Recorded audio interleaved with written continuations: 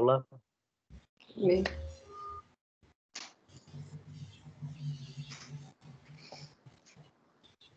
Bom dia, pessoal.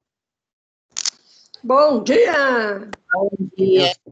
Que Deus esteja abençoando a todos, sejam todos bem-vindos. Vamos começar a nossa aula aí. Seja bem-vinda, Gisele acabou de chegar. Bom dia, Gisele. Tudo bem, Gisele? Nós estamos começando a nossa aula aqui de hoje. Então, deixa eu abrir aqui o slide para a gente dar continuidade à nossa aula, dar continuidade. Então, vamos lá. Na aula passada, nós paramos aí na comunhão do corpo e do sangue de Cristo, na ceia, certo? Então, nós falamos da ceia, vamos relembrar um pouquinho aqui sobre a ceia. Jesus deixou a ceia como um mandamento. Então, esse mandamento, nós devemos estar realizando ele todo o primeiro dia da semana. Então, vamos lá. Lá no livro de Mateus 26, 29, abre comigo, que eu vou só relembrar aqui algumas leituras, né? Que Cristo prometeu estar conosco no reino para participar da ceia. Então, ali, Jesus está reunido com os apóstolos, com os 12 apóstolos, e ali ele está dando algumas instruções em relação à ceia do Senhor, a ceia. Se a gente for analisar ali todo o contexto, se nós voltarmos ali na história, né, e a gente vê aí todo o que está acontecendo, se a gente for estudar mais profundo, ver dia, horário. Então aqui, nesse dia, eles se reuniram, sim, foi numa quinta-feira. E nesse mesmo dia aí, Cristo foi preso. E na sexta-feira ele foi julgado, foi crucificado e ele foi morto na própria sexta-feira. Então era uma quinta-feira. E nós vimos que, quando Jesus ressuscitou, ele apareceu quando? No primeiro dia da semana. Então vamos lá. Tem até uma perguntinha aí, né? Você já participou de algum casamento sem a presença dos noivos? Não, né? Se não tiver noivo, não tem casamento. Então, para ter um casamento, tem que ter noivos. E a ceia de Jesus, né? A ceia de Jesus, ele está presente na sua ceia. Então, quando nós participamos da ceia, estamos participando aí com Jesus presente. E ele institui a ceia. Ele deixa bem claro que o corpo dele, então o pão representa o corpo, a carne que foi entregue por nós, e o suco hoje representa o sangue que foi derramado para nos purificar. Então Jesus aqui instituindo a ceia, e ele deixa como mandamento aí a instituição dessa ceia. Deixa eu voltar aqui alguns slides, um pouquinho que ele acabou passando para frente aí. Só para a gente entender, falar um pouquinho mais da ceia aí. Está travando. Então vamos lá. Abre comigo lá em Atos capítulo 20, o versículo 7. Atos capítulo 20, versículo 7. Lá diz assim: no primeiro dia da semana, estando nós reunidos com o fim de partir o pão.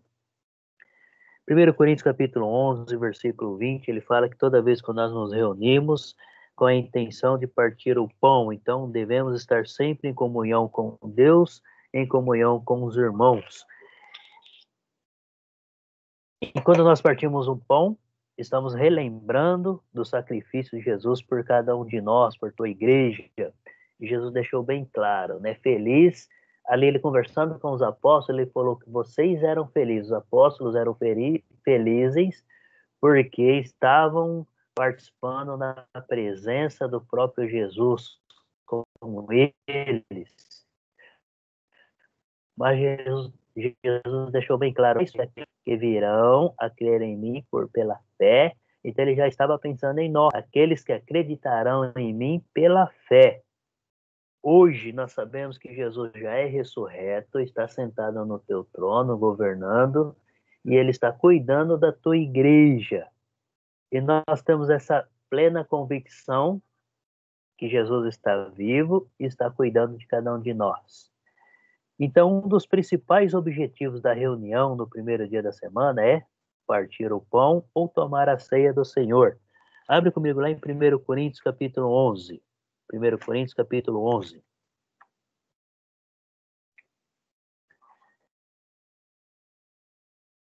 A gente olha aqui de todo o contexto a partir do versículo 23 em diante, mas eu vou dar uma lida no versículo 20. Ela diz assim: quando, pois, vos reunis no mesmo lugar, não é a ceia do Senhor que comeis? E a gente vê o apóstolo Paulo aqui dando a instrução para os coríntios como participar e celebrar a ceia.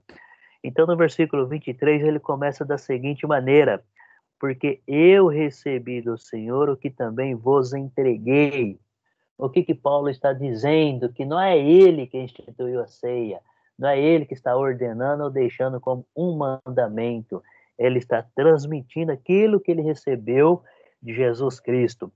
Quando nós voltamos lá em Mateus 26, ali Paulo não estava presente, ele não participou naquele momento, era um momento, era uma reunião totalmente secreta ali, apenas Jesus e os 12 apóstolos, lembrando que ali Judas ainda estava presente.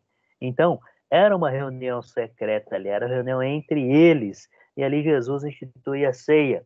E aqui a gente vê que Paulo, ele está dando a mesma instrução.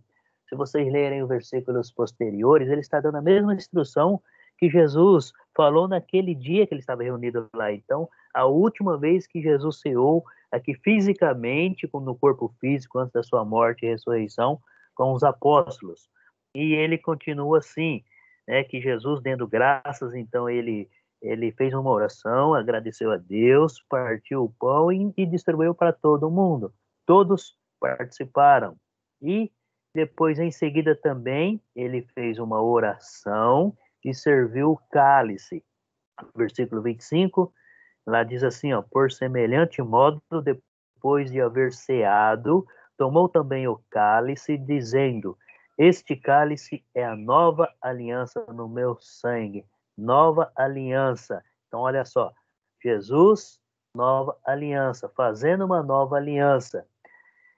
Paulo está relembrando os irmãos ali, os cristãos do primeiro século, a maneira correta de estar aí participando e realizando a ceia, lembrando de Jesus Cristo, lembrando que Jesus fez uma nova aliança.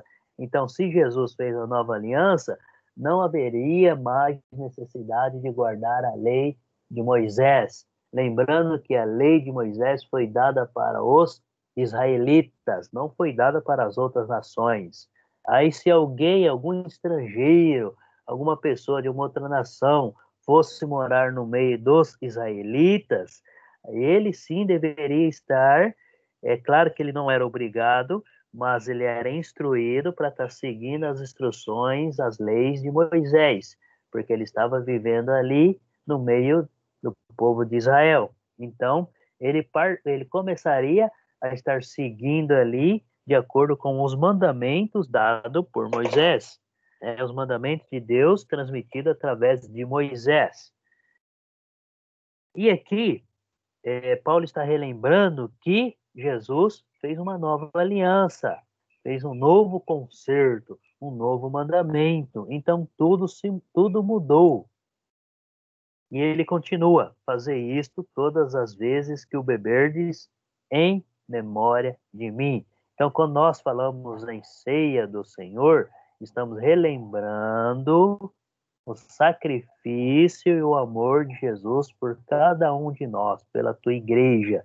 Então, em memorial, tá? O pão representando o corpo de Cristo, a carne de Cristo, e o suco representando o sangue que foi derramado nessa nova aliança aí que Jesus derramou aí na sua carne, pela sua vida.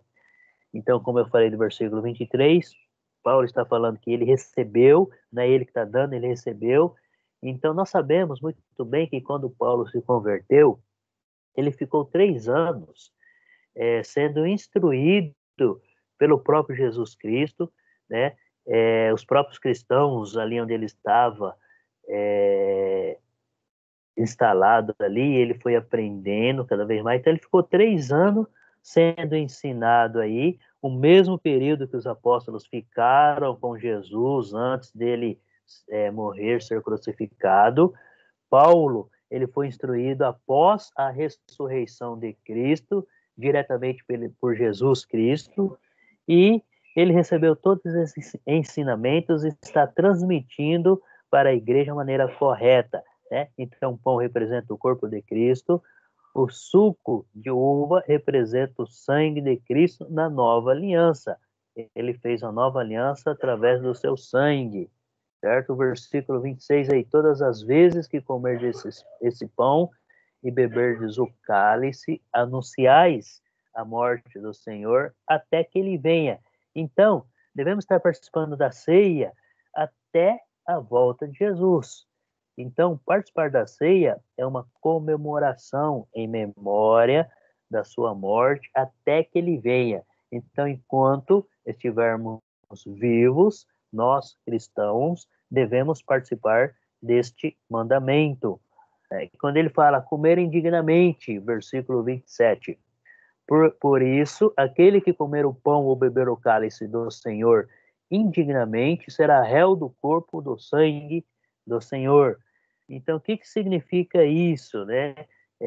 Para você estar participando da ceia, você tem que saber o porquê você está participando daquele ato, naquele momento, qual o objetivo, qual o tema central. Vocês têm que estar apto e sem pecado, sem pecado.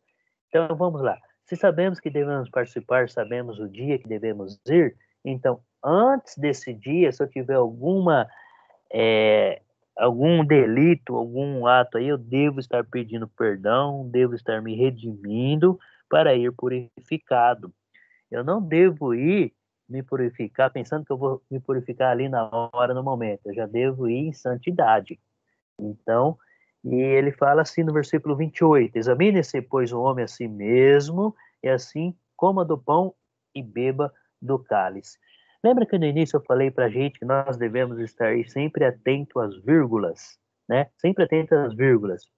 Então, o versículo 28 começa assim, ó, examine-se, vírgula. Então, devo estar examinando a minha vida, o meu ser, o meu eu, como que eu estou, isso antes de eu participar. Então, antes de eu estar em comunhão, naquela reunião ou naquela assembleia, tá? Então, eu devo estar examinando, ver todos os meus atos, o que tiver que corrigir, eu devo estar corrigindo, para mim poder estar participando. Pois, vírgula, então, olha só, eu devo ter todo o conhecimento e esclarecimento daquele ato. Por quê? Aí, continuando a leitura, um homem a si mesmo, então, ele está falando, devo estar me examinando, vírgula, vírgula, né? Então, estão separando aí, como se fosse duas ou três frases, né, em uma única frase. E assim, vírgula, coma do pão. Então, o que que significa? E assim, coma do pão. Então, independente, se eu cometer algum delito, e se eu já estou naquele momento, então, eu estando naquele momento, eu já me retratei sobre aquele erro que eu cometi, independente seja por atos, por palavras ou por pensamentos, porque Jesus deixou bem claro que nós já pecamos no ato de pensar, já pecamos, né? Então são fases aí para estar realizando aí o pecado. Então Jesus já deixou bem claro, quando você já tem a intenção, quando você já pensou, você já pecou. Então devemos estar nos analisando e assim coma, e devemos participar. Então todo cristão deve participar da ceia. Ele não pode deixar de participar. Primeiro, se ele já está indo nesse culto, né, ou na missa, se ele está indo lá ter comunhão com o Senhor, então ele já deve ir purificado e não se purificar ali naquele momento. E deve participar. Ele não deve deixar de participar. Então, examinar-se, fazer um exame de sua vida, se arrepender e tomar a ceia. E tomar a ceia. Então, assim, como do cálice. Na lei de Moisés, agora vamos lembrar a lei de Moisés, quando falava assim, de participar da Páscoa, tá? Lembrando que Páscoa, ceia, Jesus transformou a Páscoa em ceia. A Páscoa foi dada para os israelitas. Eles tinham que estar lembrando do quê? Que eles foram libertos da escravidão lá do Egito. A Páscoa era em memorial, eles tinham que estar todo ano naquele mesmo período, estar realizando a Páscoa, para estar lembrando que tinha sido liberto lá da escravidão. Então, era um memorial à libertação, tendo o poder e a glória de Deus agindo naquele momento. Então, todos os anos. E Jesus pega ele, na nova aliança, o que ele faz? Ele institui a ceia, e a ceia para estarmos lembrando que Jesus se entregou por nós e ele fez uma nova aliança, um novo concerto. E que os cristãos devem estar seguindo essa nova aliança, esse novo concerto. Nós vivemos hoje numa era cristã. Era cristã. Se nós vivemos na era cristã, devemos estar seguindo os ensinamentos dados por Jesus. Mas e aí? Devemos estar, então, desconsiderando o Antigo Testamento? Não, ele serve para nós como uma base, senão ele não estaria na Bíblia, certo? Ele não estaria na Bíblia. Então, devemos considerar o Antigo Testamento, porque ele está mostrando para nós tudo o que o povo fez que desagradou e o que agradou a Deus. Então, ela está mostrando as maldições que eles tiveram pela desobediência e as bênçãos que eles tiveram pela obediência. E nós tendo conhecimento desses fatos, o que nós devemos fazer? Claro, estar procurando, buscando as bênçãos. Então, buscando viver uma vida que realmente vai agradar a Deus para a gente estar recebendo as bênçãos, principalmente a salvação. É como se fosse assim. Você teria como você esquecer o que você fez ontem, ontem, um mês atrás, um ano atrás? Não. O que você vai fazer? Se você um ano atrás cometeu algum ato que te trouxe algum prejuízo ou trouxe para você algum problema por aquele ato, o que você vai fazer hoje? Você vai evitar e não realizar aquele ato de novo. Não é isso? Você vai evitar ele. Então você vai falar assim, o ano passado eu fiz isso e me dei mal. Então, esse ano eu vou fazer diferente. Então, é a maneira que, como se eu estivesse olhando no espelho, estar corrigindo o meu dia a dia para me cada vez mais me aperfeiçoar perante o Senhor. Versículo 29. Pois quem come e bebe sem discernir o corpo, come e bebe juízo para si mesmo. Então, sem entender o que está fazendo ou estar participando ali sem ter feito esse exame da sua própria vida, ter se purificado, ter se arrependido, pedir perdão para Deus e deve se participar. Então, todo cristão deve participar. No 2 Coríntios, capítulo 5, abre comigo lá no livro 2 Coríntios, capítulo 5. Agora eu gostaria que alguém lesse para nós aí, 2 Coríntios, capítulo... Desculpa, 1 Coríntios, capítulo 5, versículo 7 e 8.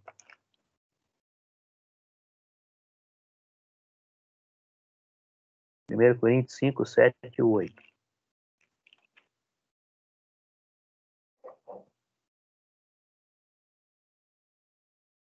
Quem gostaria de ler?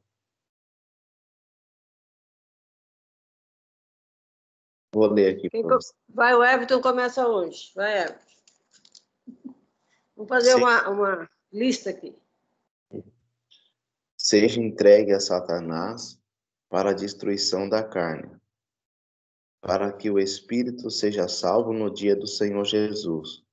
Não é boa a vossa jactância. Não sabeis que um pouco de fermento faz levedar toda a massa? Alimpai-vos do fermento velho, para que sejais uma nova massa, assim como estáis sem fermento, porque Cristo, nossa Páscoa, foi sacrificado por nós. Isso, é o 8 também, pode ler o 8 aí. Pelo que façamos festa, não com fermento velho, nem com o fermento da maldade e da malícia, mas com os asmos da sinceridade e da verdade. Isso. Para Paulo estar escrevendo isso daí, estava acontecendo lá na igreja de Corinto, entre os cristãos lá de Corinto, essas abominações. Então, que seria isso daí? A cidade de Corinto, existia lá um templo que era era o templo da deusa Diana, então era um templo muito enorme, né, de se ver. E dentro daquele templo, eles praticavam muitas abominações. E dentro daquele templo existiam sacerdotisas, ou eram mulheres, então muitos homens iam até lá para se satisfazer. E muitos cristãos, ou os judeus que tinham se tornado cristãos nesse período aqui, eles achavam que eles poderiam estar vivendo a vida assim como cristãos e praticando o que eles faziam antes de se tornarem cristãos. Então eles achavam que eles deveriam ainda estar indo a esse templo dessa deusa que eles tinham lá e praticando os mesmos atos que estavam praticando. E assim por diante. Né? Acontecia até dentro da própria família, dentro da própria casa. Pai com filha, filha com pai, com parentes. Né? A lei de Moisés já tinha proibido tudo isso daí. Mas era uma prática que vinha da parte dos gentios. As outras nações tinham seus práticas, seus costumes, e eram horríveis, eram terríveis. Então, ele está falando, abrindo bem claramente aí, que o cristão que se tornou cristão deve abandonar suas práticas antigas e viver uma nova vida. Então, quando ele fala aqui do fermento, né, ele está até falando aqui que Cristo é o nosso Cordeiro Pascual. Então, Cristo já morreu e devemos viver uma vida totalmente diferente. Então, se Cristo é o nosso Cordeiro Pascual, ela foi cancelada, né? E Jesus instituiu a ceia. Páscoa. Hoje em dia nós vemos muito falar sobre Páscoa, quando chega no mês de abril, mês de março, a gente vê aí estabelecimentos fazendo propaganda sobre a Páscoa, estabelecimento fazendo propaganda aí sobre chocolates e todas. Não tem isso daí produzido muitos séculos após a ressurreição de Cristo. Não vou me lembrar agora praticamente em que ano, mas e hoje as empresas ou comércio no geral usa esse período para ter mais lucros, para vender mais, agregar então um produto. E se a gente for ver, coelho e ovo não tem nada a ver, que coelho não bota ovo, então não tem nada a ver. Então são atos comerciais que não nos traz para o cristão a verdadeira Páscoa. A verdadeira Páscoa para o cristão hoje, tá, é a ceia, lembrando do Senhor Jesus Cristo que se entregou por nós. E quando ele fala aqui, lançai fora o velho fermento, o que é isso? Opa, eu sou um cristão. Então, se eu sou um cristão, eu devo estar vivendo de acordo com os ensinamentos dados por Cristo e não olhando e não vivendo de acordo com a lei. A lei foi muito importante para formar o povo e dali as bênçãos serem estendidas para as outras nações. Só que a lei não foi dada para mim. Eu não sou israelita, eu não sou um judeu, eu sou um cristão. Então, se eu sou um cristão, a lei vai servir como? Um espelho. Quando eu estou diante de um espelho, quando você está diante de um espelho, você não vai arrumar o cabelo. A Jaqueline até brincou no início, falou, nossa, como que eu estou descabelada, né? Então, vou arrumar meu cabelo. É isso daí. É você se arrumar, você se transformar. É uma outra pessoa. Quando você arruma o cabelo... Perdoa, gente. Quando você arruma o cabelo, então você muda o seu visual. Você se torna outra pessoa. Você se sente mais seguro de si. Enfim, né? Você vai se arrumar para poder sair outra pessoa. Então, o cristão é isso. O cristão é um novo ser, uma nova pessoa. No cristianismo, nós estamos sendo uma nova pessoa. Na lei, nós estamos vivendo como um velho homem. Se Jesus fez uma nova aliança, não tem por que estar vivendo de acordo com a lei, mas sim de acordo com os ensinamentos dados por Jesus Cristo. Então, vamos lá. Pão sem fermento, né? Então, pão sem fermento é aquele velho homem. É o passado. E quando ele fala aqui, nós estamos lendo o versículo 7, lançai fora o velho fermento para que sejais nova massa, novo ser, um novo homem. como sois, de fato, sem fermento. Então, o fermento, ele usa para quê? Para levedar, para mudar o pão, né? E dar um gosto assim diferente. Mas o que ele está se referindo aqui? Quando fala-se fermento, está falando nos ensinamentos dados que vai além ou ao contrário do que aquilo que Cristo ensinou. Tá? Então, ele está falando em outros tipos de ensinamentos que vai contra a palavra que Jesus deixou. E se tornar um pão sem fermento, um novo homem, um novo ser. Então, lá no capítulo 20 de Atos, lá, a finalidade da reunião da igreja era partir o pão todas as vezes que se reuniam. Se a gente abrir lá nos livros de Mateus, de Marcos, de Lucas, quando Jesus apareceu para os apóstolos depois de ressurreto, sempre foi 8 dias após. Então, Jesus começou a aparecer para eles no primeiro dia da semana, foi quando ele ressuscitou.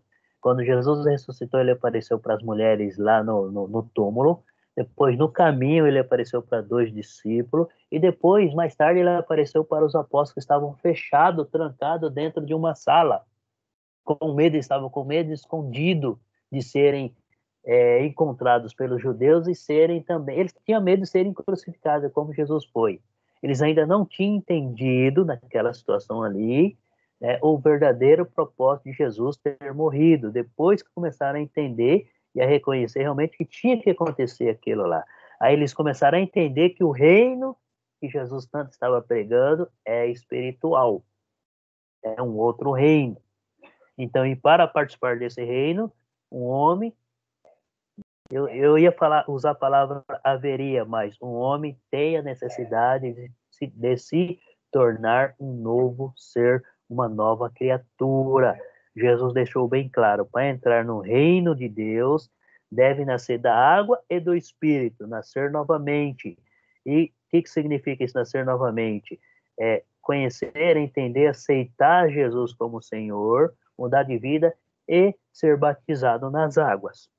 Esse é o nascer de novo. Então, Jesus deixou bem claro, né? E aí, as instruções que estão sendo dadas a partir aí do livro de Atos em diante é para o cristão, para aquele que nasceu novamente e se tornou cristão. Então, todo ensinamento é dado para o cristão. Teve um aluno meu que um ano passado, foi o ano passado, que ele chegou e falou assim para mim, que ele estava conversando aí com o líder dele, e ele estava conversando sobre o Novo Testamento, e ele estava lendo uma passagem juntos, dois juntos, e ele acabou falando, aqui que a palavra está dizendo que nós temos que fazer isso, isso. Aí o líder dele olhou assim e falou assim, mas isso que está escrito aqui foi escrito para os judeus, não foi escrito para nós. Mas ele está lendo o Novo Testamento. O que foi escrito para o judeu é a lei de Moisés. O Novo Testamento foi escrito para o cristão. Todo aquele que crê em Cristo, se tornar nova criatura, deve seguir as doutrinas que está na Bíblia. Então, assim, realmente, aqui ele está falando com os cristãos judeus que se tornaram cristãos, que eles tinham que abandonar as práticas do judaísmo e seguir as práticas do cristianismo. E quando a gente se fala na formação da Bíblia, eu queria entrar um pouquinho nesse detalhe, tá? O Velho Testamento, o Antigo Testamento, que a gente pegando lá do livro de Gênesis e termina aqui no livro de Malaquias, que é o último livro aqui, antes de entrar no livro de Mateus, né? Ele foi concluído, esse primeiro aí foi concluído por volta do século 180 a.C., no ano 180 a.C. Antes de Cristo, o Antigo Testamento já estava formulado, já estava formado. E ele foi totalmente, como se diz, como que eu vou usar a palavra agora? Que o Velho Testamento ele foi totalmente finalizado e considerado realmente como livros inspirados nesse ano de 180 anos de Cristo, ele não tinha outros livros incluídos. Então, todo esse livro que nós temos, desde Gênesis até o livro de Malaquias, são os livros que foram ali canonizados como inspirados por Deus e que deveria estar ali na lei de Moisés, que deveria servir como base para que os povos judeus, os israelitas, seguissem os mandamentos de Deus. Nesse período, Jerusalém já tinha sido reconstruído, certo? O povo de israelitas, ou melhor, duas tribos, a tribo de Judá e a tribo de Benjamim, voltaram para reconstruir Jerusalém, já tinham reconstruído e já tinham se tornado judeus. Por quê? Porque foram as duas tribos que voltaram para reconstruir Jerusalém. As outras 10 tribos não quiseram voltar para reconstruir Jerusalém. Por isso que até nos dias de hoje, se a gente pega lá os Gálatas, os samaritanos, são tudo israelitas. E eles não se dão, por quê? Por causa disso. Então, eles têm essas divergências aí, por causa, um dos motivos são esse daí. Por eles não ter voltado, e muito pelo contrário. Eles, enquanto os judeus, ou o povo, a tribo de Judá e a tribo de Benjamim estava reconstruindo Jerusalém, esses outros israelitas aí tentaram impedir, falaram que não era necessário, que não tinha que reconstruir nada, então eles fizeram de tudo para atrapalhar essa reconstrução. Daí em diante eles começaram a ter essas desavenças aí. Até nos dias de hoje eles ainda continuam essa briga aí por causa de território. Hoje lá na Palestina, nós conhecemos como a Palestina, que é a mesma região do Velho Testamento, né? Nós conhecemos como a Palestina. Até hoje tem essa briga religiosa por causa de território. E isso vai totalmente transpassando aí a vontade de Deus, né? Guerras entre eles. Então vamos lá. A igreja primitiva comemorava essa comunhão partindo o pão. Tá? Lá em 1 Coríntios 11, 20, nós lemos, Paulo está afirmando aos coríntios que eles se reuniam para comer a ceia do Senhor. Então, quando eles se reuniam para comer a ceia do Senhor, todas as desavenças, tudo o que acontecia, tinha que ser, tinha que pedir perdão, tinha que ser retratado, e tinha que continuar firme. Então, olha só, está mostrando para nós que quando a gente chega a cair, né, alguns deslizes, se realmente nos arrependermos profundamente do coração e não praticarmos mais esses erros, Jesus aí é o nosso advogado que vai estar perdoando essas nossas falhas. Tá? Em Mateus 26, 29, nós lemos na outra aula, Cristo prometeu estar conosco no seu reino para participar da ceia conosco. Então ali Jesus prometeu para os apóstolos que no reino ele estaria participando da ceia, e seria uma ceia eterna. Daí eu falei que ia fazer um resumo aí, acabei praticamente entrando em todas os pontos aí. Teve gente que está aqui hoje que não assistiu a aula passada, mas é até bom que nós vamos estar relembrando. Né? Então eu falei do casamento dos noivos, né? Não tem como você participar de um casamento se um dos noivos não tiverem, porque casamento só existe se tiver noivos. Se não tiver noivo, não tem casamento, certo? Então vamos lá. Em que dia a igreja deve se reunir para partir o pão? Tem muitas aí que se reúnem uma vez por mês, outras uma vez por ano. O que acontece? É certo? É certo ou não?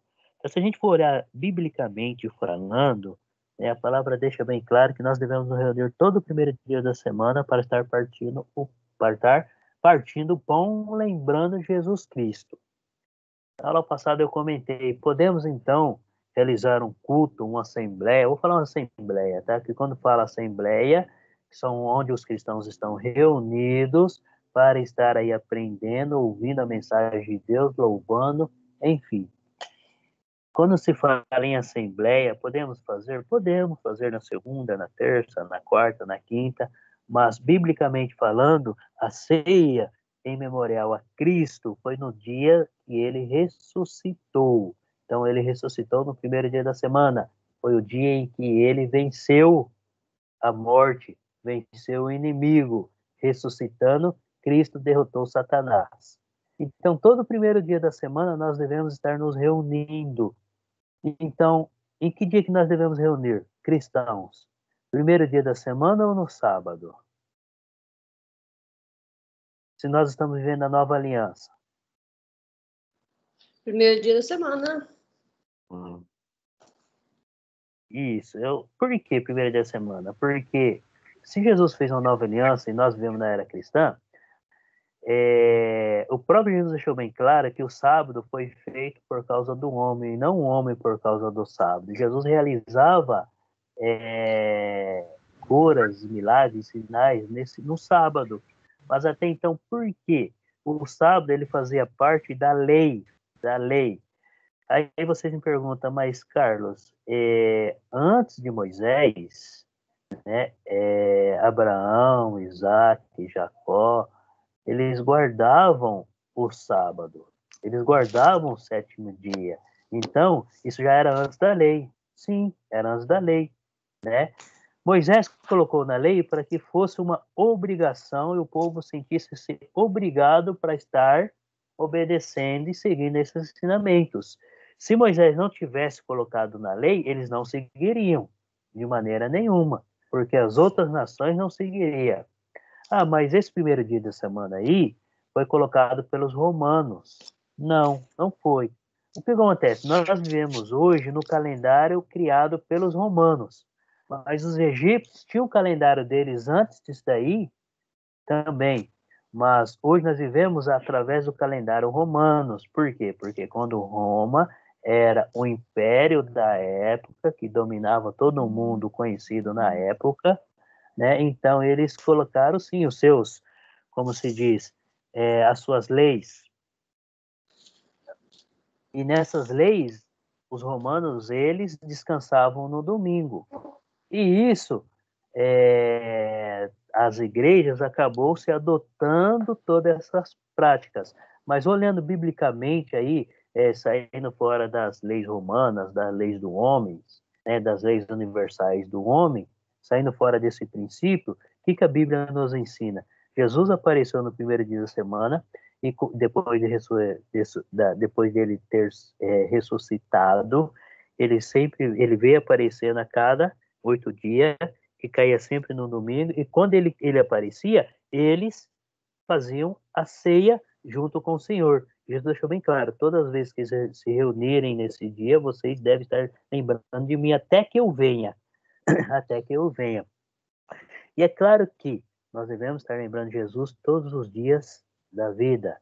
Tá? Então, o sábado estava na lei. Se Jesus fez uma nova aliança, aquela antiga aliança que é a lei de Moisés, não tem necessidade de eu, como cristão, guardar o sábado. E sim participar da ceia no primeiro dia da semana. Então, aí, primeiro dia da semana. De quando em quando a igreja se reunia para partir o pão? Todo primeiro dia da semana, primeiro domingo do mês.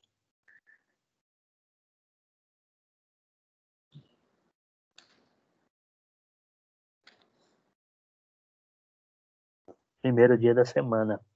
Tá. Se a gente abrir lá no livro de Mateus, deixa eu abrir o livro de Mateus.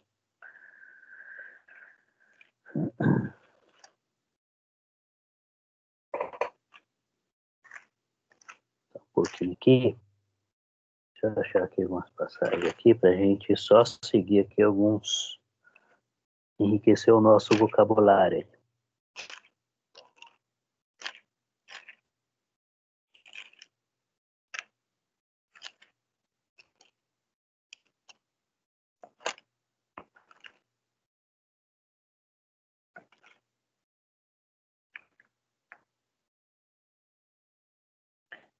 Mateus capítulo 28. Mateus 28, aí tem Marcos 16, 1:8, João 20, 1:10, Lucas 24, 1, Então, assim, nos 4 livros onde eles estão contando, narrando aí a ressurreição de Cristo e o dia que Cristo apareceu para eles, e nesse dia Jesus comeu com eles, né? E Jesus deixou as instruções para que eles se reunissem e lembrassem de Jesus. Quer ver, ó? Mateus 28, o versículo 1, Mateus 28, versículo 1, lá diz assim: no findar do sábado, ao entrar o primeiro dia da semana, Maria Madalena e outra Maria foram ver o sepulcro. E eis que houve um grande terremoto, porque um anjo do Senhor desceu do céu, chegou e se removeu a pedra, e assentou-se sobre ela. O seu aspecto era como um relâmpago, e sua veste alva como a neve. E os guardas tremeram espavoridos, e ficaram como se estivessem mortos. Mas o anjo, dirigindo-se às mulheres, disse: não temais, porque sei que buscais Jesus, que foi crucificado. Ele não está aqui, ressuscitou, como tinha dito. Vinde ver, pois, onde jazia, e depois depressa, e dizei aos seus discípulos que ele ressuscitou dos mortos e vai adiante de vós para a Galiléia. Ali o vereis. E como vos digo, retirando-se elas apressadamente do sepulcro, tomadas de medo e grande alegria, correram e anunciá-los aos discípulos. E eis que Jesus veio ao encontro delas e disse: salve. E elas, aproximando-se, abraçaram-lhe aos pés e o adoraram. Então Jesus lhe disse: não temais, ide avisar meus irmãos que se dirige a Galiléia e lá me verão.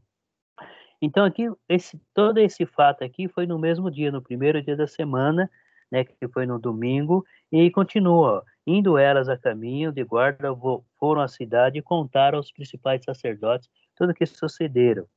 Aí são os guardas.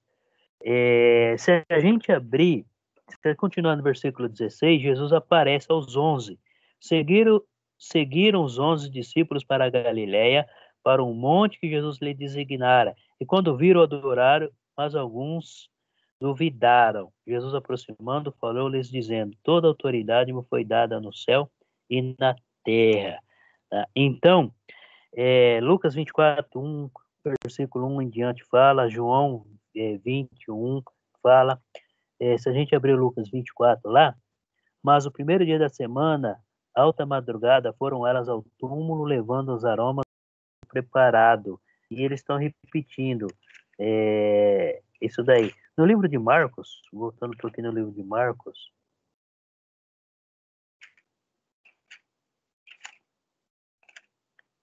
Marcos 16, também fala. E muito cedo, no primeiro dia da semana, versículo 2. E muito cedo, no primeiro dia da semana, ao despertar do sol, foram ao túmulo, diziam umas às outras: quem nos removerá a pedra da entrada do túmulo? E olhando, viram que a pedra já estava removida, pois era muito grande. Entrando no túmulo, viram o jovem assentado ao lado direito, vestido de branco, e ficaram surpreendidas e atemorizadas. Ele, porém, lhes disse: não vos atemorizeis, buscai a Jesus Nazareno, que foi crucificado, ele ressuscitou. Não está mais aqui, vede o lugar onde eu tinha posto. Mas ide dizer aos seus discípulos e a Pedro que ele vai adiante de vós para a Galiléia. Lá o vereis, como vos disse. E aí elas foram. No versículo 14 aí, eu estou em Marcos 16. Finalmente apareceu Jesus aos 11, quando estavam à mesa, e censurou-lhes a incredulidade e a dureza de coração, porque não deram crédito ao que os tinha visto já ressuscitado. E disse-lhes: ide por todo o mundo e pregai o evangelho a toda a criatura. Olha só que aqui ele estende essas bênçãos para todo o mundo. E antes a promessa de Deus no Antigo Testamento era apenas para os israelitas, e Jesus estende para todas as nações, cumprindo a terceira promessa que Deus fez para Abraão. Quem crer e for batizado será salvo, quem porém não crer será condenado. Tá? E Jesus aí acaba comendo com eles aí o pão e instituindo a ceia, e deixou bem claro para que eles todo esse dia, ao se reunir, deverão partir o pão, lembrando de Jesus Cristo. O apóstolo Paulo, no capítulo 11 de 1 Coríntios, versículo 23 e diante, ele dá instruções claramente sobre a ceia. E lembrando que essas instruções, essas cartas que foram escritas pelos apóstolos, tá, foram pedidos para que todas as igrejas trocassem as cartas para que eles falassem a mesma linguagem, vivessem na mesma doutrina. Agora, quais eram os elementos usados? Só vinho? Só pão? Ou pão e vinho? Quais eram os elementos? O pão e vinho. Isso. Lembra que Jesus pegou o pão, agradeceu, né, deu graças e repartiu a todos. E em seguida ele pegou o suco, agradeceu, né, dando graças e deu a todos. Então todos, sem exceção, devem participar. Todos, tanto do pão como do vinho, que é o suco. O suco, nós usamos hoje o suco de uva. Beleza? Vamos falar de louvor? Vamos falar um pouquinho de louvor. Abre comigo lá em Efésios capítulo 5. Efésios capítulo 5, versículo 19. Quem gostaria de ler para nós aí? É a Elisete que está com a lista? Vou ler. Ah, Eu vou ler. próxima, Jaque. Então, eu vou ler. Efésios 5,19. Efésios 5,19, né? Isso. Animem os outros com salmos, hinos e canções sagradas. Cantem hinos e salmos ao Senhor, com gratidão nos seus corações. Isso. Então vamos lá. Louvando de coração ao Senhor com hinos e cânticos espirituais. Então, quando nós formos louvar ao Senhor, devemos louvar de coração. O louvor dele deve sair de dentro para fora e não ser impulsionado de fora para dentro. Porque Deus age em nós de dentro para fora. O desejo de nós louvarmos, buscarmos a Deus, viver uma vida em comunhão com Deus, vem de dentro para fora, né? Por que de dentro para fora? Porque Deus quer que nós vamos até Ele de livre e espontânea vontade, com amor, reconhecendo tudo que Deus fez por cada um de nós. Então, o que significa louvar? Tá? Ela vem da palavra grega epissalo. Epissalo significa entoar. Não fala para mim ler isso daí não, porque Yahu é a palavra grega, né? Ela tem a lexicografia do Novo Testamento, louvor vocal e não instrumental. Vamos ver um pouquinho aí. Por que louvor local e não instrumental? Vamos lá, abre comigo em Colossenses capítulo 3. Lê para nós aí o versículo 16. Agora é a Gisele. A Gisele está aí, né?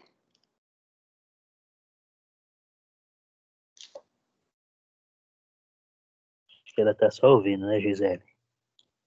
Pode ler, Gisele.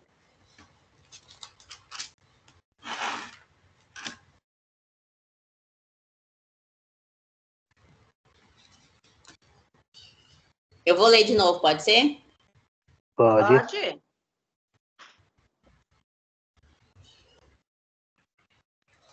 Olha, vocês falaram junto, até gostei. Que a mensagem de Cristo, a sua... vou ler. A mensagem de Cristo, com sua riqueza, viva no coração de vocês. Ensine e instrua uns aos outros, com toda a sabedoria. Cante salmos e hinos e canções sagradas. Louve a Deus com o coração agradecido. Isso. Devemos louvar a Deus com o coração agradecido. Então, com gratidão no coração. Reconhecimento de dentro para fora para glorificar a Deus. Então, deve sair do nosso coração louvor a Deus em gratidão por tudo. Apocalipse 15.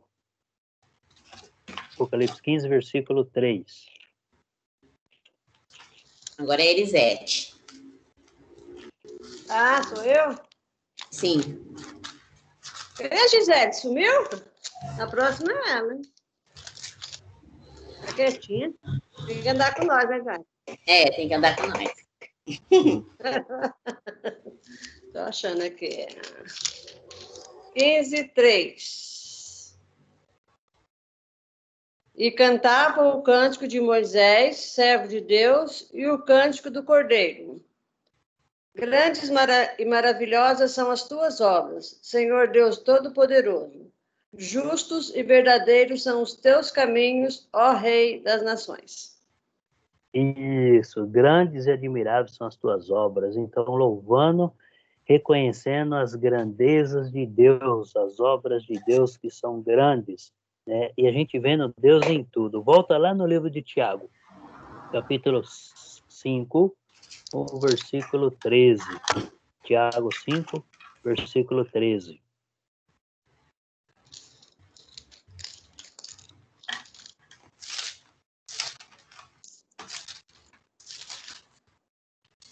Eu nunca acho Tiago. Viu? Achei. É depois de Hebreus. É isso que eu ia falar. Vai, Everton, sua vez. Tiago 5,13, vou ler aqui. Está alguém entre vós aflito? Ore. Está alguém contente? Cante louvores. Isso. Então, se tem algum irmão, algum cristão, que você sabe que ele está triste, você tem a oportunidade de estar com ele, ora. Senta com ele, ora, pede para Deus, agradece a Deus. E se está contente, se ele está contente, de repente teve uma promoção, né? Ganhou na Mega Sena, sei lá, qualquer outra coisa, cante, agradece a Deus, louva a Deus, né? É claro que o cristão não deve estar correndo atrás de uma Mega Sena, mas de Jesus Cristo, né? Que ele é a nossa maior riqueza. Mas vamos lá, o cantar é uma expressão de alegria. A alegria, a felicidade, ela vem dentro de nós. Então, deve estar também de dentro de nós, né? E se a gente aceitar hoje, eu vou falar um pouquinho sobre os instrumentos aqui rapidão, não está na nossa aula, tá? Mas se a gente aceitar hoje o ensinamento na igreja sem usar um instrumento, é um ato de fé também, um ato de aceitação da vontade de Deus. Muitas hoje usam instrumento, cada um vai louvando a Deus da sua maneira, né, e acaba usando instrumento. Mas vamos lá. Os instrumentos, ele foi criado por Davi. Davi criou o instrumento e ele acabou instituindo no reino de Deus o instrumento nas assembleias que ele realizava junto com os sacerdotes. Então, ele acabou instruindo. E no período de Davi foram aí inventados alguns instrumentos, não tinha muitos, tá? Com o passar dos tempos aí, das décadas, os instrumentos foram sendo aprimorados. E a gente vê aí, na igreja primitiva, no primeiro século após a ressurreição de Cristo, eles não usavam instrumento nas suas assembleias, não menciona nenhum uso de instrumentos, eles cantavam de coração, eles louvavam o Senhor de dentro para fora, sem usar instrumentos.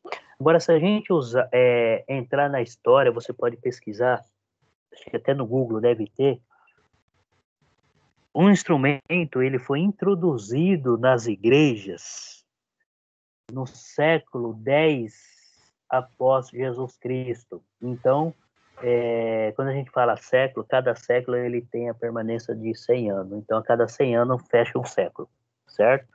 Então, aproximadamente 1000 anos depois da ressurreição de Cristo, as igrejas, então, por volta do ano de 1800, 1800 alguma coisa, 1800, entre 1000 e 1800 anos depois de Jesus Cristo, é século X. Tá? Resumindo, no século X após a ressurreição de Jesus Cristo, foi instituído na Assembleia um instrumento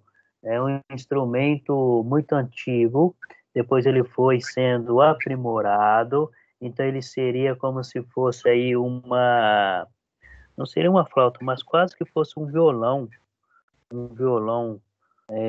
deixa eu lembrar qual que é o instrumento, agora eu não lembro o nome do instrumento, não me lembro, mas pode pesquisar que tá no Google tem, eu sei que no Google tem, não vou lembrar o nome do instrumento, mas ele foi instituído nas assembleias. Quando a gente fala assembleias, é na reunião, seria o culto ou a missa, tá? Então, como a gente não tem distinções aqui de alunos, então ele foi instituído no século X depois de Cristo, que começaram a instituir aí o instrumento nas assembleias, nas reuniões, tá? No século X, nenhum apóstolo estavam mais vivos.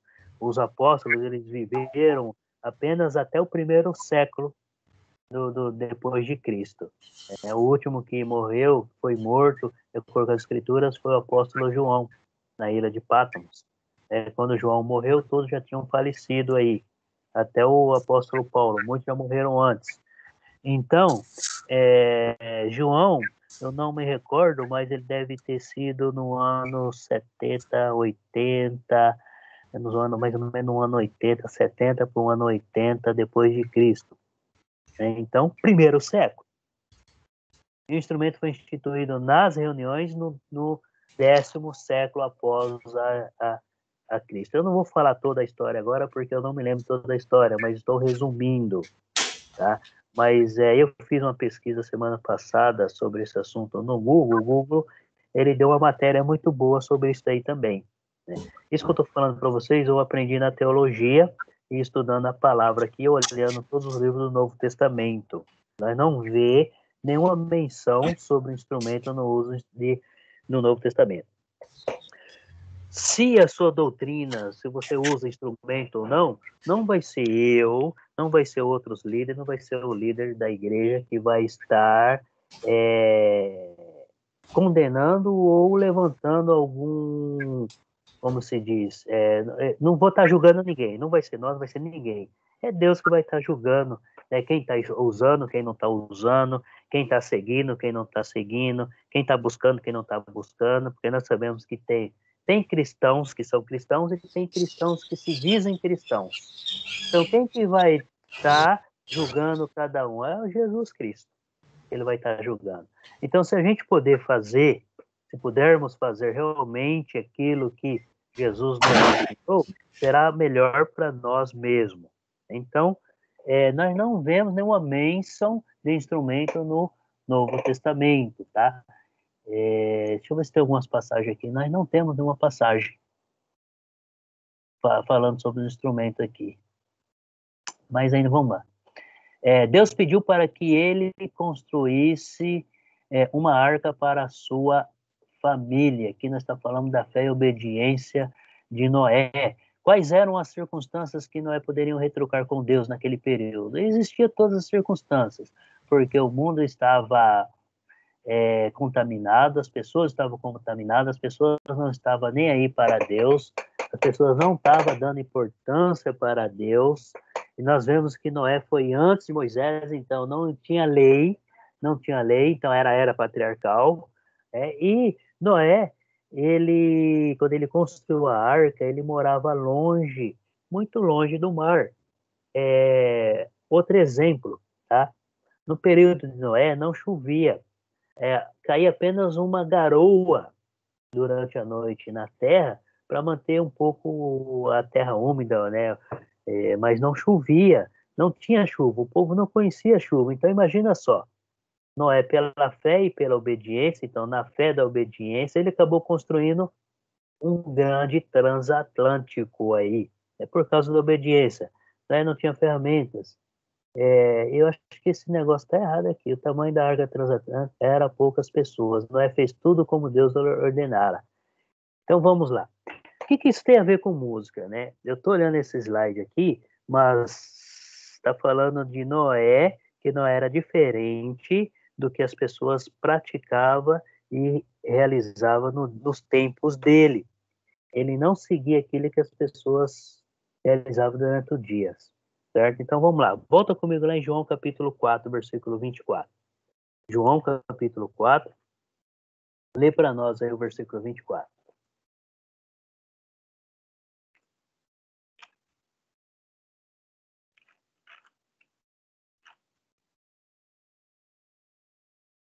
Cadê os nossos leitores? João 4, 24. 24? Isso. Peraí, que eu tô achando aqui, peraí. Aqui. Deus é espírito e por isso... É aqui mesmo, né? Deus é espírito e por isso devem adorá-lo em espírito e em verdade. Isso. Então, o louvor que nós oferecemos a Deus, ele deve ser realizado em espírito e em verdade, de maneira alguma sendo impulsionado de fora para dentro, mas de dentro para fora. O verdadeiro louvor vem de dentro. Se você usa instrumento ou não, o importante é você louvar a Deus de dentro para fora. Vamos supor que você esteja louvando lá e tem instrumentos, o instrumento dá pânico, aí você automaticamente acaba parando de louvar. E não deve ser assim. Se de repente deu pânico no instrumento, você deve continuar a cantar e a louvar, né? Isso daí, e aí quando você continua louvando, cantando, deu pânico lá no instrumento, você continua, está realmente saindo de dentro para fora. Mas nós não devemos deixar que o instrumento nos impulsione, mas sim que nós seja impulsionado pelo coração na hora de louvar a Deus, tá? Noé, ele não foi, ele contou um pouco da história de Noé aqui, ele não foi impulsionado por nenhuma das práticas ou costumes da época dele. Ele foi impulsionado pelo coração. Ele sentiu no coração que deveria obedecer a Deus e fazer tudo que Deus pediu para ele. Por isso que ele se tornou aí um homem reto diante do coração de Deus, assim como Abraão e os heróis da fé que a Bíblia nos apresenta. Tá? Vamos para 1 Pedro, capítulo 2, o versículo 5. Eu acho que eu vou acabar fechando direto. O que você já é 9h20? Tudo bem? Pode ser. Pode ser? Pode ser. Lê para nós lá, 1 Pedro, capítulo 2, o versículo 5.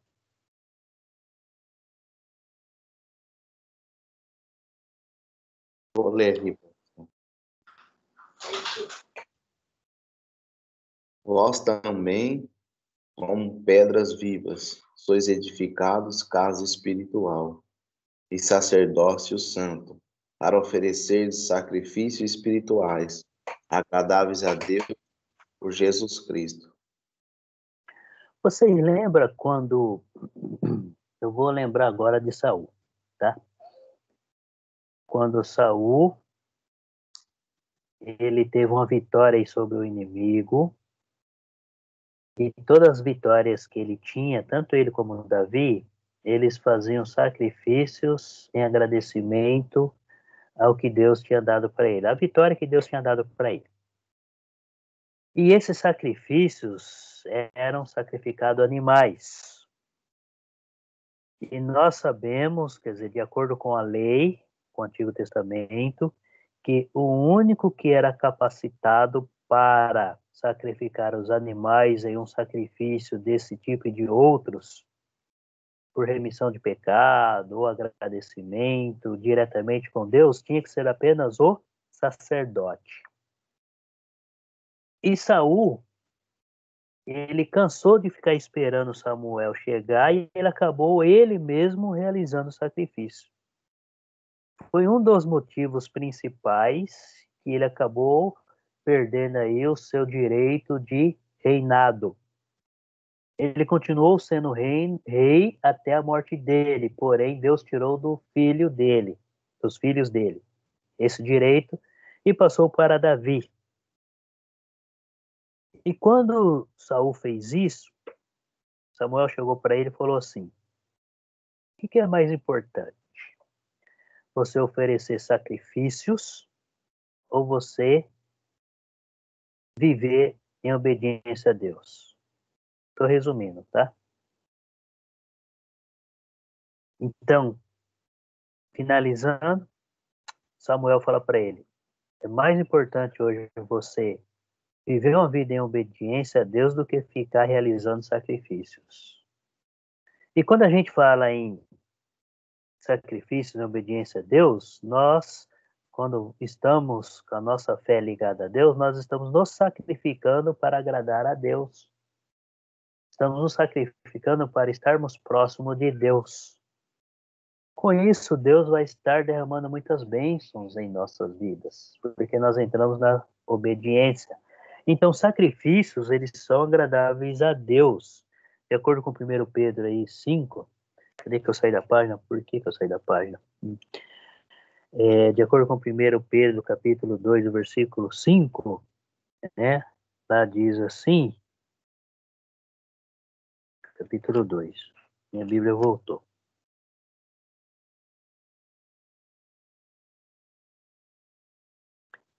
Nós somos casa espiritual de Deus, também vós mesmos, como pedras que vivem, sois edificados casa espiritual para ser de sacerdócio santo, a fim de oferecer sacrifícios espirituais agradáveis a Deus.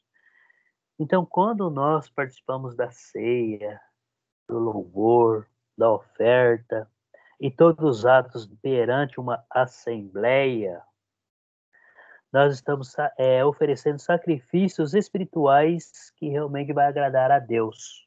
E isso deve estar vindo de dentro do coração, porque nós não somos mais igual Saul, que tinha que esperar um sacerdote para oferecer sacrifício.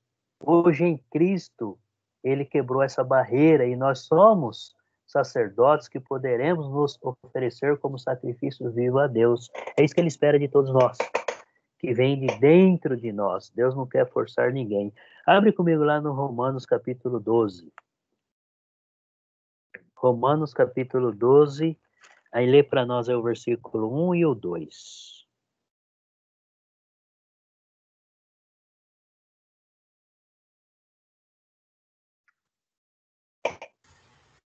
Lê, Elisete. Vou ler. 12, pode ler. 12, 1 e 2, né?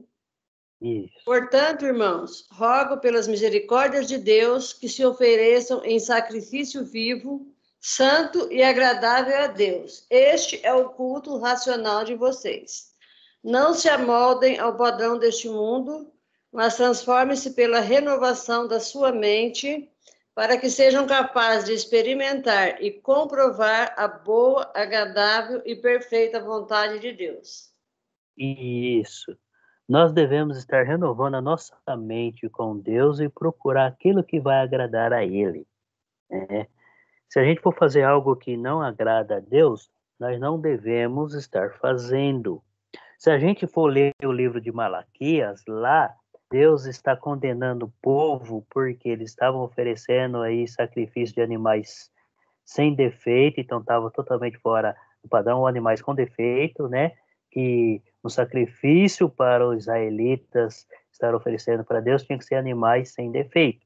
E ali o povo estava oferecendo sem defeito, estava fazendo de qualquer jeito. Ali a gente vai ver que eles estavam vivendo a vida em desobediência, fazendo sacrifícios de qualquer jeito, estavam louvando a Deus de qualquer jeito, estavam usando instrumento de qualquer jeito. Então ele estava fazendo ali totalmente aquilo que estava desagradando a Deus. Então não adiantava nada. Eles poderiam fazer as suas assembleias lá, seus sacrifícios todos os dias, só que estava fazendo de uma forma errada. Então a reunião de adoração, ela é racional. O que ela é racional? Sabendo o que nós estamos fazendo, para quem estamos fazendo, com entendimento de adoração. Então nós devemos estar participando dessa reunião, reconhecendo o amor de Deus por nós. Vamos voltar na história. Quantos homens saíram do Egito? 600.000 homens. Eles saíram do Egito com a promessa de chegar à Terra Prometida. Só que durante a caminhada, eles cometeram muitos atos que desagradaram a Deus. E que no ponto de vista deles, eles estavam certos. E mesmo depois de ser arrependido de alguns atos, eles não entraram na Terra Prometida. Apenas 2 homens entraram na Terra Prometida. Por quê? Porque quando chegou lá no último dia para entrar na Terra Prometida, eles foram favoráveis a Deus. Então, eles realmente estavam com o Espírito Santo, reconheceram, se Deus nos deu essa terra, então é nossa. Não vai ser homens altos, homens fortes, muros altos, cidades fortificadas que vai nos deter. Por quê? Porque Deus já nos deu essa terra e nós devemos continuar firmes. Foram os 2 únicos homens que permaneceram. Nem o próprio Moisés, que era líder espiritual, religioso, líder civil, líder militar do povo, pôde entrar na terra. Um deslize que ele acabou cometendo. Deus acabou perdoando, mas ele não recebeu a bênção material. Mas com certeza ele recebeu a bênção espiritual. Isso era o que mais importava. E nós vimos na história que Moisés insistiu para que Deus deixasse ele entrar na terra, só que Deus já tinha tomado a decisão. E é claro que Deus já tinha preparado para Moisés algo muito melhor. Eu costumo falar assim no meu dia a dia, para as pessoas que estão ao meu redor, né, que nós não somos desse mundo, porque se nós fôssemos desse mundo, nós não morreríamos. Por causa do pecado, Deus preparou um novo mundo para aqueles que querem estar com Ele. Aqueles que não querem, não vai estar só. Então, nós vemos aí que somente 2 pessoas entraram na Terra Prometida por causa da obediência. Eles não foram levados pela conversa dos outros.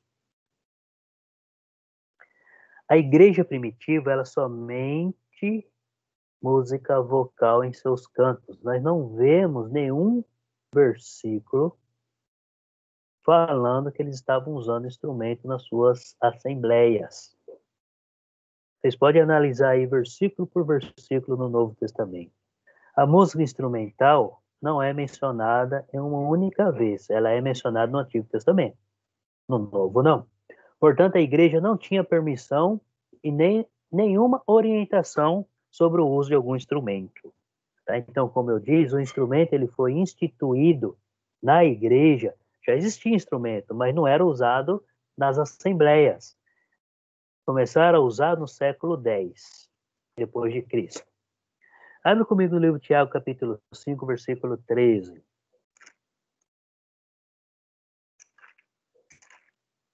Lê para nós aí.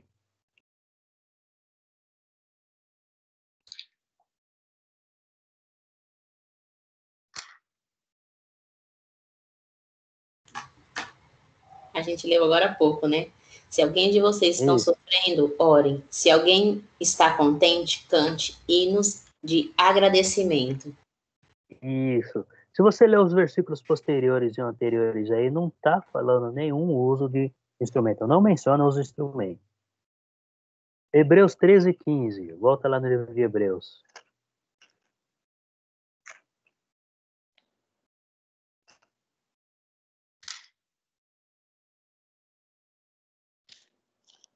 Portanto, oferecemos sempre, por ele, a Deus sacrifício de louvor. Isto é, o fruto dos lábios que confessa o seu nome.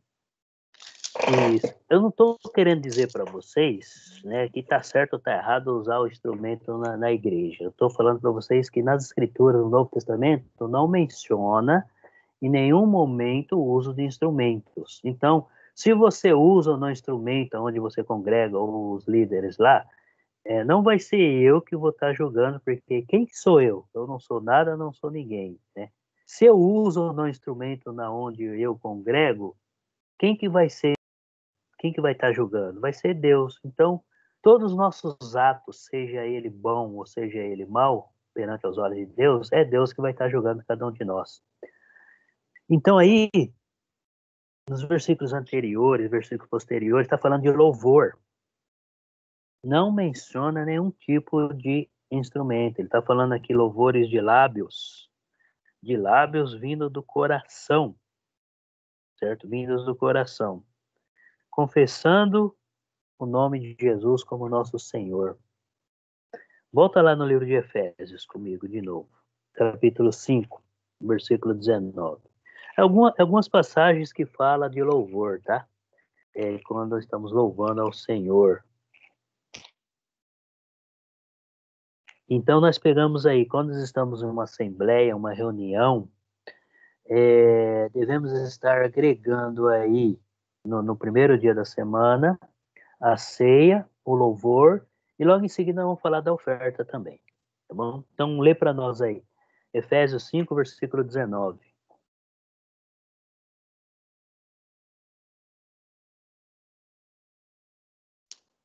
Vou ler. Falando entre vocês com salmos, hinos e cânticos espirituais, cantando e louvando de coração ao Senhor. Isso, cantando e louvando de coração ao Senhor. Não está mencionando nenhum uso, cantando e louvando de coração. Usar o quê? O nosso coração, o nosso lábio. Nosso coração e o nosso lábio. Nosso lábio vai soltar o que o coração está desejando. Colossenses 3,16.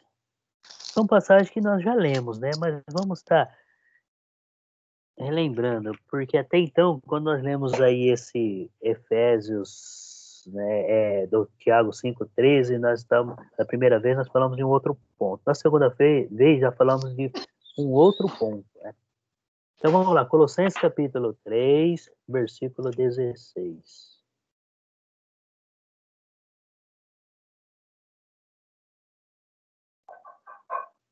Quem gostaria de reler ele novamente? Eu estava tentando tirar aqui o áudio. Que a mensagem de Cristo, com toda a sua riqueza, viva no coração de vocês. Ensine e instrua os outros com sabedoria. Cante salmos, hinos e canções sagradas. Louve a Deus com todo com o coração agradecido. Isso, aqui está falando espirituais. E quando a gente fala em algo espirituais, é coisa de dentro. A gente não precisa ficar usando nenhum tipo de acessórios para estar louvando a Deus. Então, não menciona nenhum uso de instrumentos. Volta comigo lá em 1 Coríntios 14, versículo 15.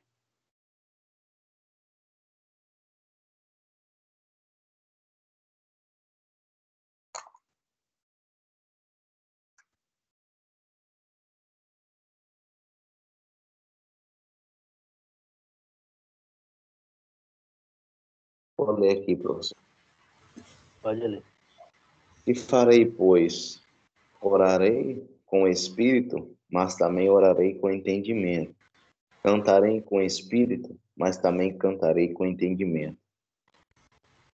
Isso, então também não está mencionando nenhum uso de instrumento. Então, a única coisa que menciona é que devemos estar em tudo que nós fizermos perante a Deus em espírito e em verdade, né? Com entendimento, com a nossa mente. Não menciona. Tá. Vamos lá no livro de Mateus. Mateus 26, 30.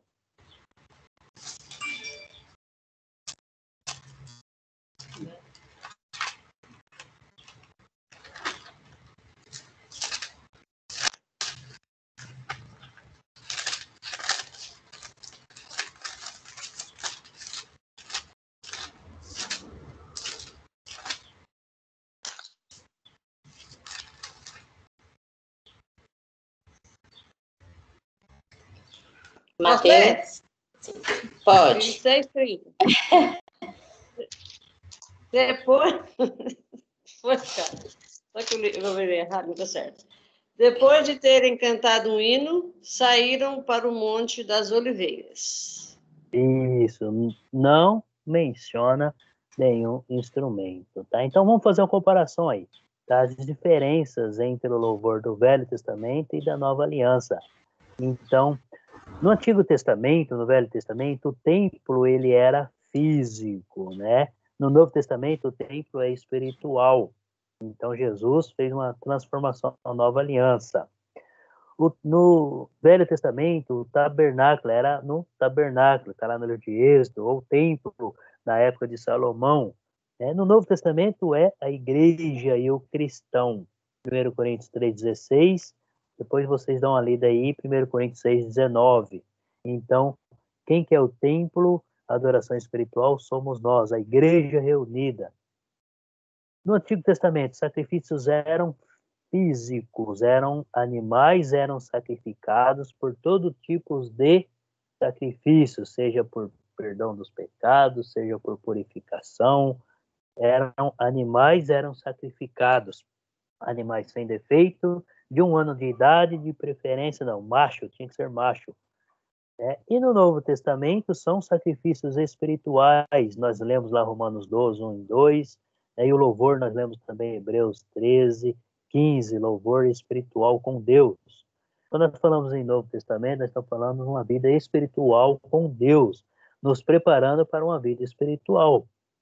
Sacerdócio era filho, então era um homem ali que era escolhido por Deus e ele tinha que ter uma vida em santidade com Deus para poder instruir o povo. Então era uma pessoa ali física. O nosso sacerdote ele é espiritual. É o nosso próprio Jesus Cristo, é espiritual. E nós, como cristãos, vivendo em espiritualidade ligada com Deus.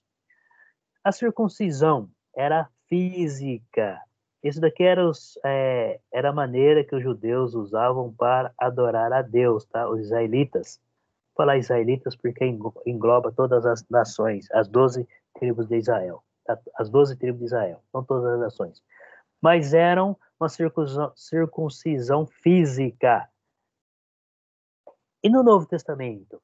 Circuncisão espiritual no coração. Abre comigo lá em Romanos, nós não chegamos a ler esse versículo. Vamos ler. Romanos capítulo 2. Romanos capítulo 2, versículo 29. Quem achou e gostaria de ler, lê para nós, por favor.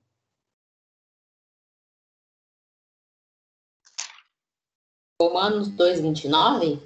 Isso. Ou será que Deus é somente Deus dos judeus? Será que não é também Deus de não-judeus? Claro que é. Eu li certo, gente? É o 29. Mas você leu pela metade? Não, é porque o meu é assim, depois já é o 30. Entendi. No Romanos 2? Gente, por isso que eu tô falando, eu li o 3 aqui, ó.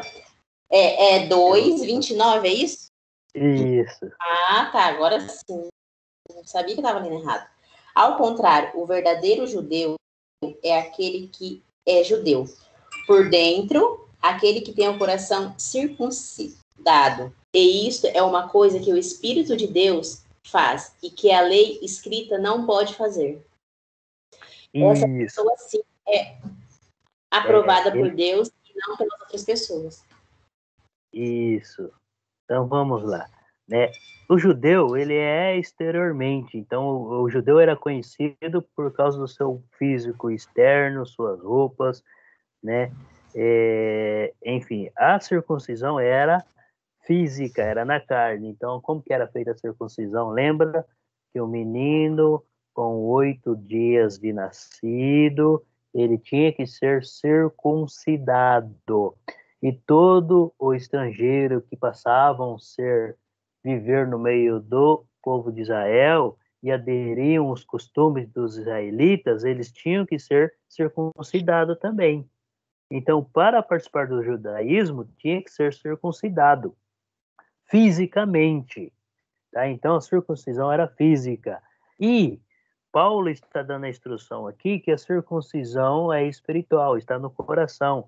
O que é essa circuncisão? É eu realmente estar ligado com Deus através de Jesus Cristo e sendo guiado pelo Espírito Santo. Porém, judeu é aquele que é interiormente e circuncisão. Aqui é do coração, no espírito, não segundo a letra, e cujo louvor não procede de homens, mas de Deus. Tá? Então, circuncisão é espiritual. Se Paulo está dando essas instruções, porque os cristãos, os judeus que se tornaram cristãos, ele ainda insistia que as pessoas que, principalmente os gentios que se tornaram cristãos, tinham que se circuncidar para tornar cristão. E Paulo deixa bem claro que não há necessidade de se circuncidar na carne, mas sim no coração, porque a circuncisão na carne pertence à lei de Moisés e não à lei de Cristo. A lei de Cristo é espiritual, então a circuncisão espiritual é no coração, é irmos até Jesus por amor, reconhecendo tudo que ele fez por nós. E a música? A música era usada física. Abre comigo lá em 2 Crônicas 29. 2 Crônicas 29, versículo 25.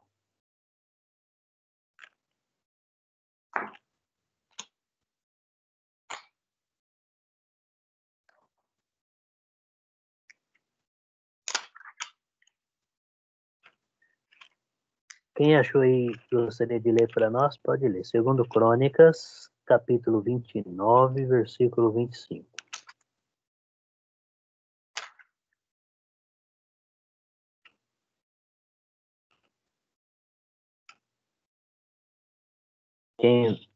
Quem vai ler para nós aí?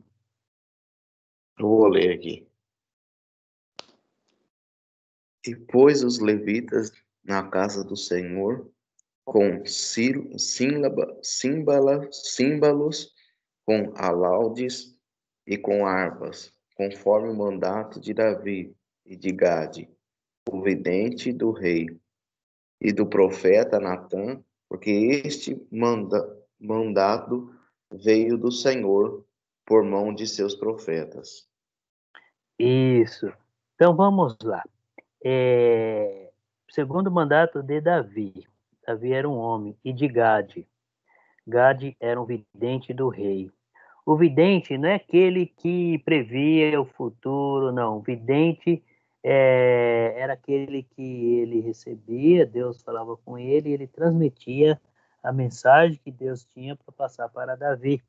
Então, Davi conversava com Deus através dessas pessoas, desses homens. E existia o sacerdote, né? O sacerdote que ele ficava lá no templo, né? O templo era o tabernáculo, que era a tenda. Mesmo Davi vivendo no palácio lá real, ainda tinha as coisas de Deus, a casa de Deus era na tenda, no tabernáculo.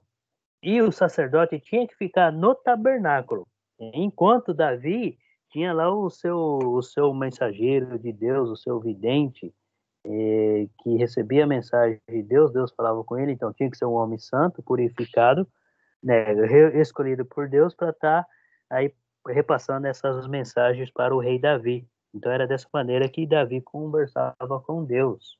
Então era dessa maneira. E do profeta Natã. Natã já sendo o profeta. Então esses três aí, né, eles na hora da assembleia eles introduziram, mas aí continua, né? De acordo com o mandato de Deus. Mas o mandato de Deus era que o povo tinha que se reunir para louvar ao Senhor. Mas eu não falava para eles, usem instrumento. Ele aceitava os instrumentos por causa de Davi, por causa do coração de Davi. Então, se a igreja está purificada e usa um instrumento, Deus pode aceitar, sim, por causa da igreja que é totalmente espiritual a Deus. Mas não menciona no Novo Testamento o uso do instrumento. Tá? Então, a música ela é espiritual. Nós lemos Efésios 5:19 e Colossenses 3:16, do coração, em espírito, né? Então, nós vemos lá que no Pentateuco, que são os livros da lei, Deus nunca mencionou nada a respeito do uso de instrumentos na sua lei. 1 Crônicas 23:5, Davi foi quem fez o instrumento. Vamos voltar lá em 1 Crônicas 23:5. 1 Crônicas 23, versículo 5.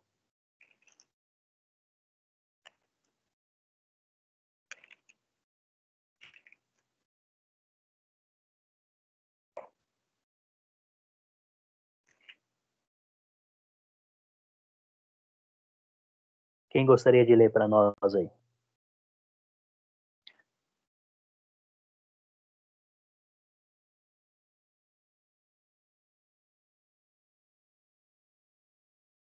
Elisete, tá acontecendo, Elisete, hoje? Ela está procurando. Tá dormindo. Eu vou ler aqui, ó. Eu vou ler. Primeiro Crônicas 23, Você tá 5. Todo mundo achou? Achou. Tá. 4.000 porteiros e 4.000 para louvarem o Senhor com os instrumentos que Davi fez para esse mister. Então nós vemos aqui que Davi ele organizou o templo para adoração ao Senhor. E nessa adoração ele foi organizando aí números de pessoas e colocando cada um. Isso não ele foi sozinho não, foi ele junto com o profeta, foi organizando para estar louvando a Deus. Então eles se reuniam ali todo o povo e ali eles louvavam a Deus. E aqui fala que os instrumentos que Davi fez, e com isso, como nós sabemos que Davi ele tocava muito bem a harpa, ele tocava muito bem instrumentos, como rei, ele teve toda a autoridade, sendo rei, de estar colocando ali instrumento na hora da adoração. Tá? Vamos para Neemias. Neemias capítulo 12. Versículo 36.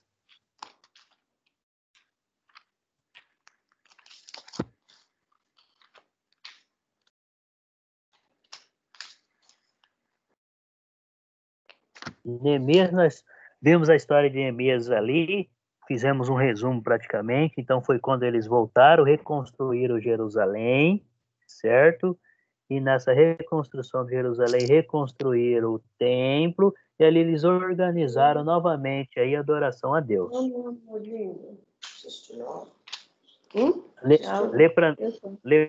Lê para nós aí, Neemias capítulo 12, versículo 36.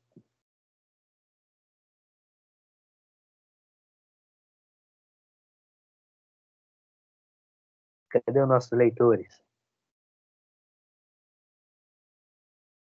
E seus irmãos, Semaías, Azarel, Milalai, Gilalai, Maia, Natanael, Judá e Anani, com os instrumentos músicos de Davi, homens de Deus, e Esdra, o escriba, ia diante deles.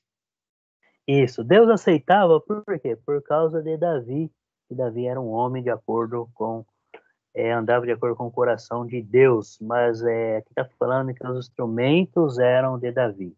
Ele acabou criando os instrumentos. E como rei, ele tinha toda a autoridade para estar introduzindo aí. Nenhum desses atos aí veio da parte de Deus. Deus não instruiu nada sobre isso daí. Então vamos para Salmo 150. O Salmo 150 ele está mencionando o uso de instrumentos, né? Mas faz parte da velha aliança. Se nós estamos vivendo na nova aliança nós não vemos nenhum... Oi? Na nova aliança nós não vemos nenhuma parte falando sobre o uso de instrumentos na hora da assembleia. Então na nova aliança não encontramos autorização para o uso de instrumentos no culto de louvor. Então, nós não vemos nenhum tipo de instrução desse tempo. Ainda temos tempo? Temos alguns minutos, né? Sim, posso ler? Dá pra gente terminar. Não? Então, agora ela apareceu. Agora ela vai ler, né? Sozinho, que eu vou ler e estava desligado o microfone, tá? Então, você vai ler já. Abre lá no livro de Amós. Capítulo 5. Eu vou achar esse Amós. Vou mandar cada livro, hein? Eu nem conhecia direito o Amós. Claro que fica o Amós. Você não conheceu o Amós? Achei o Amós. Que bênção. Você não conheceu? Você não viveu no tempo dele, né? Tá, lê para nós aí o versículo 21 do capítulo 5. Vou ler. Eu odeio e desprezo as suas festas religiosas. Não suporto as suas assembleias solenes. Amós aqui, ele também está transmitindo para o povo tudo o que o povo estava fazendo e que Deus não estava aceitando. Então ele usa Amós para estar aí transmitindo a mensagem e o que Deus estava sentindo com tudo que o povo estava fazendo, tá? E um dos motivos era que na hora da adoração o povo estava usando instrumento e Deus não estava aceitando. Então ele diz bem assim: afasta de mim o estrépito dos teus cânticos, porque não vireis as melodias das tuas liras. Liras era um tipo de instrumento, então Deus desprezando aí o uso do instrumento. Lê para nós aí, vamos para o capítulo 6. Capítulo 6 de Amós. Lê para nós aí. Eu vou pegar alguns versículos porque ele está puxando todo o capítulo, tá? Então vamos lá. Aqui ele está dando instruções de tudo que o povo de Israel estava fazendo. Então eles tinham se corrompido o seu coração e estava fazendo totalmente o contrário que Deus tinha pedido para o povo. Então ele estava vivendo uma vida em desobediência a Deus. Então ele fala aí tudo que o povo estava fazendo e estava desagradando. Acompanha comigo aí o versículo 4, né? Que dormis em camas de marfim e vos espreguiçais sobre o vosso leito e comeis os cordeiros de rebanho e os bezerros do cevadouro. Então eles tinham uma vida confortável aí e Deus estava abominando, porque diante dessa vida que eles estavam tendo, eles deixaram o Deus de lado. E assim ele continua, versículo 5, que cantais à toa ao som da lira e inventais, como Davi, instrumentos músicos para vós mesmos. Então, o que ele está falando aqui?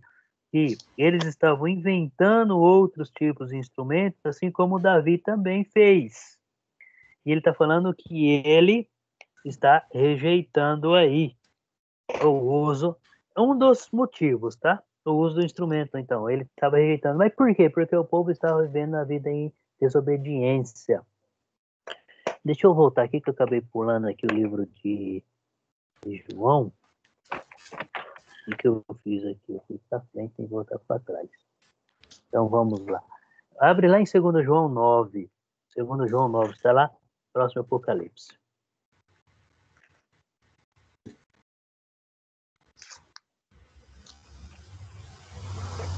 Quem não fica com o ensino de Cristo, mas vai além dele, não tem Deus. Porém, quem fica com seus ensino, esse tem o Pai e também o Filho. Isso. Aí, só continuando aí, o 10 fala assim: se alguém vier ter convosco e não traz esta doutrina, não recebais em casa, nem lhe deis as boas-vindas. Se alguém for com doutrina diferente daquela de Cristo. Tá, vamos ao Apocalipse 22, o 18 e o 19.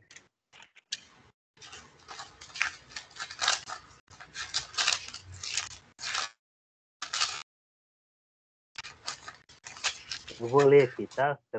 Como nós estamos finalizando aqui, eu e a todo aquele que ouve as palavras da profecia deste livro, testifico. Se alguém lhes fizer qualquer acréscimo, Deus lhe acrescentará os flagelos escritos neste livro.